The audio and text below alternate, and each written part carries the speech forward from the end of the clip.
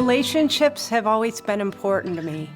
Besides having both parents, I was blessed with a great-grandmother who was alive during my childhood and all 4 grandparents. When I turned 21, I lost 3 grandparents within a year of each other. It was so hard for me to accept the loss of my first grandmother. I was still dealing with it many years later in grief share meetings at Northgate. Steve and I were blessed with 2 daughters close in age, and God continued to provide me with some wonderful sisters in Christ. They sent cards of encouragement, meals, flowers, love, and prayers, and made such an impression on my husband that he ended up searching out brothers in Christ for himself. God's timing with the Promise Keeper movement was very instrumental in making him a better husband, father, and friend. In addition to our daughters, we have had 15 nieces. We lost the only nephew born back then who died before his 3rd birthday. I was grateful I had taken every opportunity to be with him.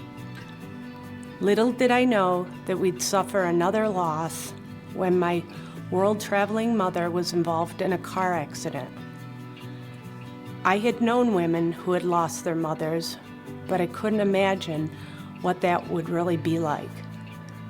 God made it possible for me to connect with Kristen McGinnis in Chile, South America, after the accident, and I talked with her about not wanting to belong to the Lost Our Mothers Club. And she was great about praying with me, but my mom died the next day. It was devastating to me. It left me numb, but God again provided support from people everywhere. My dear friend Rich Conroy was blessed by God to compose a song dedicated to my mother. My sister and I continue to go on with our lives, and I appreciated everyone I still had in my life, including her. Then came cancer. As with many cancer patients, this took a lot out of me. It was a great time to take in all the love of those around me, but it was not a good time to compare myself to others.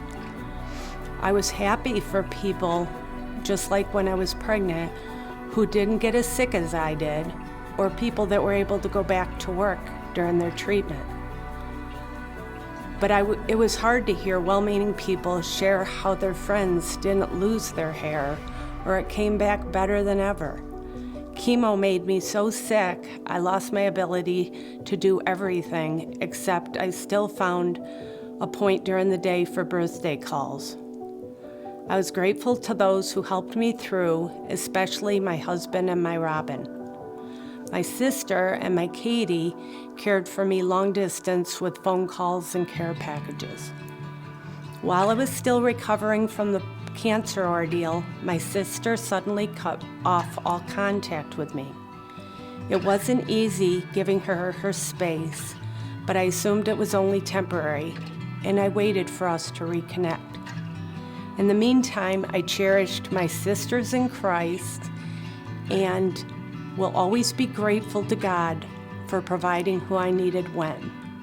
Whatever problems I have encountered in my life, my God has always been there for me. Sometimes people offer advice, which is a good reason to confide in only a few people. But I try to pray about everything first. The hardest thing to do is to be patient, but I often remind myself that when I am really low, things will get better. There have been a lot of changes in my life.